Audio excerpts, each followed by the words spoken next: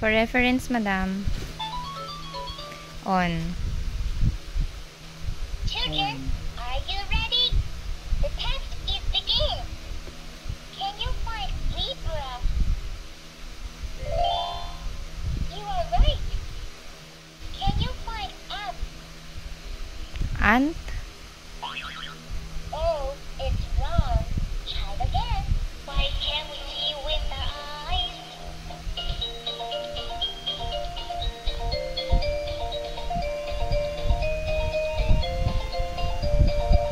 Children, let's learn animals together.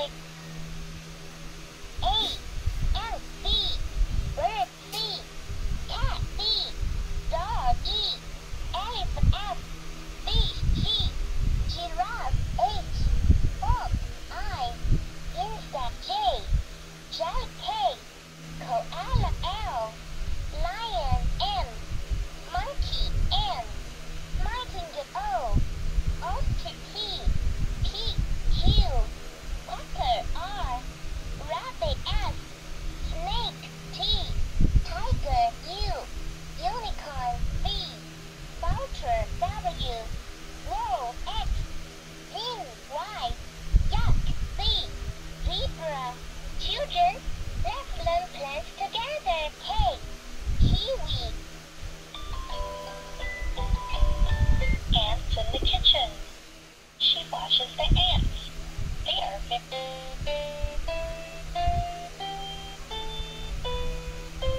Yan. So, pwede yan. And then, ito. Humihina. Palakas.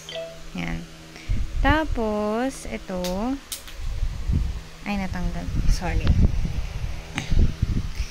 Ito, yan. So, ayan. Mga ano to. Ayan. So, gumagana siya. This is not battery operated. So, pwedeng mag-drawing dito si baby. Ayan. So, ito. Gagamitan lang nito. Paano ba to? Yan. So, if gustong magsulat, A, B, C, yan. So, ayan o, nakikita nyo, ano yan, different color. Diba? Ang cute. Ayan, pagsawa na, balik lang. Ayan, tapos, burahin lang. Diba? Very nice. Ayan, may iba't iba siyang shapes. Ayan. Thank you.